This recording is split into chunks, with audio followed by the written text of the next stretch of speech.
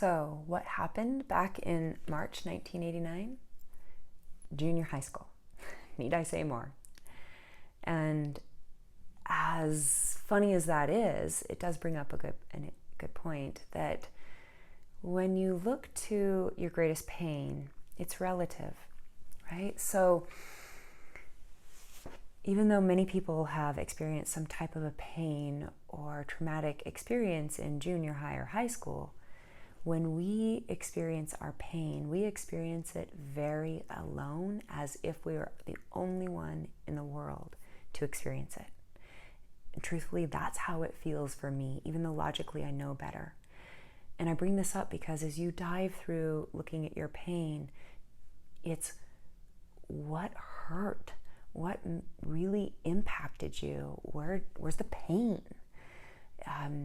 It doesn't matter if other people's pain was more severe than yours. It's how we experience it.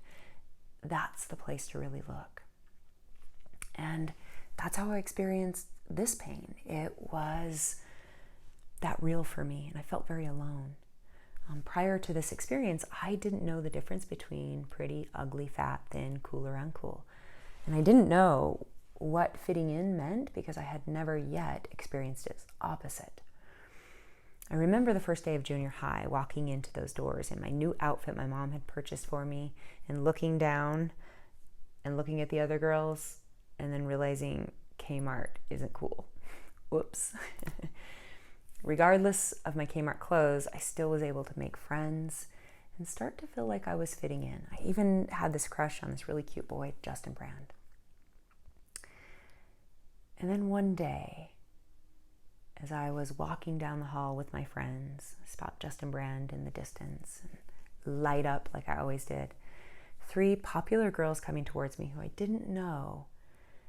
As they got closer, they wrapped their hands around their mouth like this and started making bovine moo calls in my direction. I was horrified. Hot blood just flashed through my entire body. I was trembling and panicked. There was nowhere I could hide. I attempted to calm down my shaking body because I didn't want anybody to notice this. I didn't have yoga, so I didn't know to come to my breath in. And so I was trying to talk myself down, telling myself maybe this wasn't directed at me. And if it was, maybe my friends and Justin Brand didn't notice. And, maybe the girls meant something else by this. And the rest of the day was just a panic blur. I could feel my whole life had changed in that moment. I could feel it. And the next day confirmed my worst nightmare. Because when the girls passed me again and made that moo call even louder, I knew 3 things then. I knew 1, it was directed at me. 2, this wasn't going to be a one-time occurrence. And 3, I was fat and didn't fit in. And this public humiliation continued day after day, and it never got easier. I was so embarrassed and ashamed, I couldn't tell anybody, I couldn't talk to anybody about it. I would come home from school every day, pretending I was fine, go straight down to my room and cry. I started each day, I woke up terrified and would come up with any excuse I could to not have to go to school. And when that wouldn't work, I would do my best to avoid the girls in the hall, but to no avail. It got so bad. I couldn't take it anymore, and I just had to make it stop. If this was happening because I was fat, I just needed to change that. So that's what I did. I cut my meals in half and in half again. I started skipping meals, skipping multiple meals, and I got skinny. And the public humiliation stopped. Trauma shapes us. It creates this psychic imprint that's intended to protect us. You see, we all have this survival instinct. It's a part of our brain that identifies a threat and motivates us towards safety. I call it monkey mind. And this monkey mind, it only knows that we're safe when we're comfortable. When we're uncomfortable, it signals threat, fear, and then that will motivate us towards safety. And so trauma is sort of this it shocks our system. And when we haven't experienced that trauma before, one of the ways that we have a tendency of coping is we formulate this belief that makes that situation make sense. And when the belief originates from a trauma, it will be wrapped in fear. And so usually that belief is going to be a self-limiting one. Our brain is also wired for efficiency.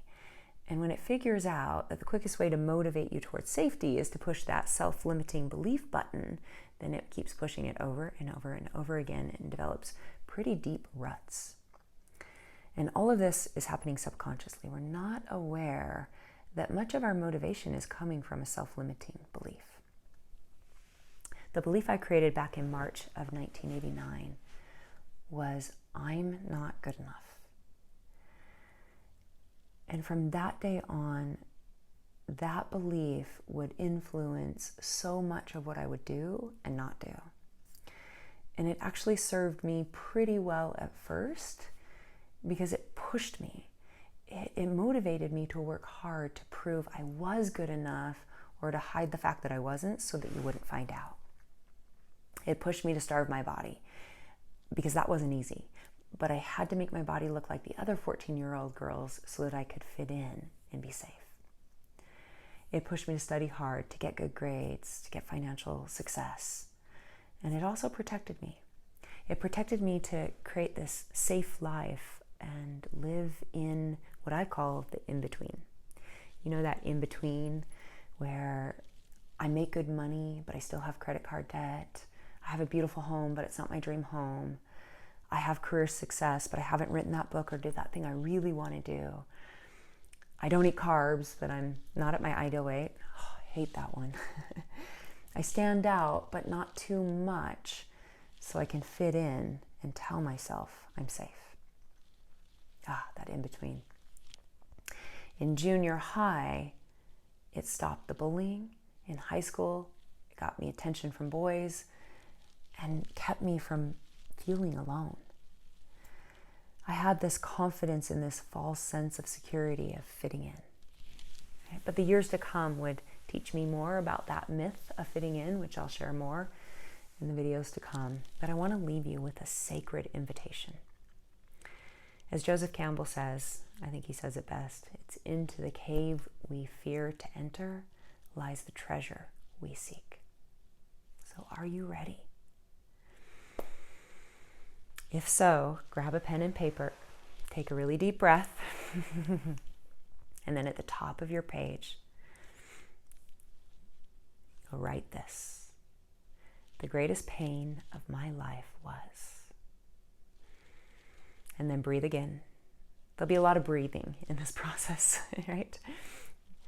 And if the first thing that comes up for you as you consider this greatest pain is, I don't know, first of all, that's very normal. And second of all, that's monkey mind, right? Because it's your survival instinct to avoid this pain, even in your memories, consciously and subconsciously. You'll have to go deeper than your mind to your head to find your story, deeper even than your heart. You have to go to the depths of your soul, to that place of your wisdom and truth. Write your story of your greatest pain from your place of inner wisdom. And if in the process it makes your body hot and you have a physical reaction similar to the moment the instance occurred, that too is normal. That happened for me several times. Again, breathe. This first step is the hardest, to claim your pain. Stop trying to pretend it didn't happen. Stop trying to pretend it didn't mean anything. Stop trying to not feel the feelings that it caused. Right? And the second step is equally hard. And that is to be with any feeling or emotion that it brings up without changing it, forcing it, or fixing it, or judging it, or making it mean anything about you. Right? That's usually where we want to go. And that which we resist persists, but that which you let flow goes. Just be with it for as many breaths as you can. Right? These two steps are really important. I've done a lot of work on this process over the past decade, but things really started to get clear for me when I had this coincidental week. In 1 week, I heard Your pain is your purpose. I've heard it in many different ways throughout the years, but it was just those 3 words, like glaring at me. I knew that this story was my greatest pain in life, but I never saw how it connected to the work that I do and to my purpose until I looked at it in the context and sat down with my journal as I'm having you do here. Pain is my greatest pain in life is. I believe that your pain, your greatest pain in life, is your purpose. Because from the moment that you experienced that pain, you did everything that you could consciously and subconsciously to never experience that again. And what you did, for better and worse, there's a lot, as you look back at it, that's where you're going to start to begin to see your message and how your message will become your medicine. I'll share more on that to come also. This part is where the dots start to connect, and it's so cool, right? But these first 2 steps are really important. Don't move to the message and medicine piece. Stay in the pain is your purpose here and really dive into that. If you don't go through these first 2 steps, then your purpose and the message that you discover will be just a little skewed. And your 3D image of your extraordinary life won't pop like it could. So in the next videos, I'll walk you through more of the process and share with you more of how I went through it to completely change the meaning of March 1989 from I'm not good enough into my purpose of the women's work I do today and discover my message of sacred sisterhood.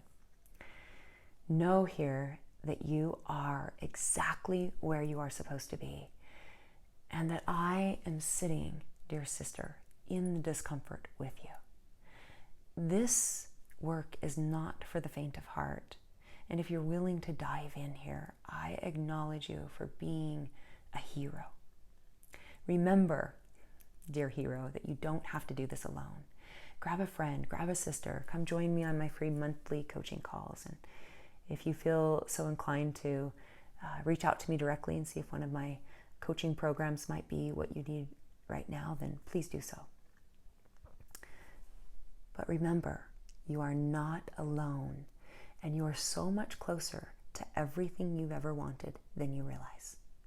Until next time, namaste.